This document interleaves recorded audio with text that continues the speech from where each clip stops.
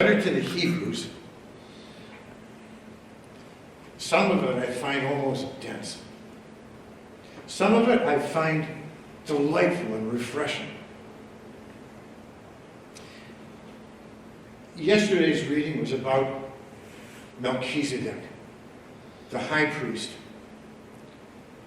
who brought offerings. Abraham brought offerings to him after a great military success. And this passage tonight talks about Jesus as the high priest. Now, our Jewish heritage is pretty far removed from us in terms of the ritual of sacrifice. And since the temple was destroyed in 63 AD, there's been no Jewish ritual of sacrifice. But you know, whenever we celebrate the Feast of the Presentation, we hear about his parents bringing the sacrifice of a couple of young pigeons.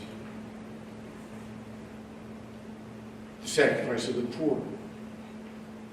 To be sacrificed by the priest. But Jesus didn't do any external sacrifices. He was the sacrifice. He gave himself.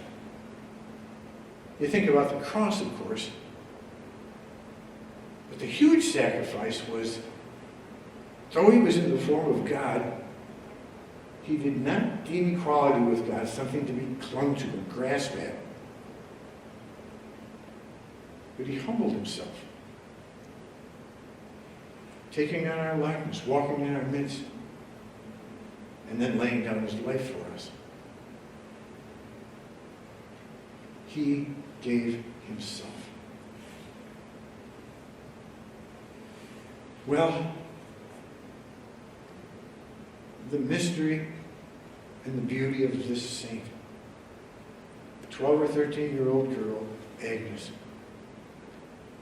who chose to lay down her life rather than compromise her faith. She sacrificed herself.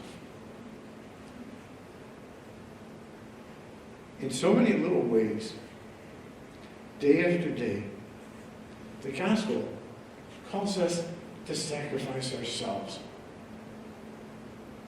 I get a lot of mileage out of those words of John the Baptist. I think they're his last words in the gospel according to John. I must decrease, he must increase. Less of me, more of you.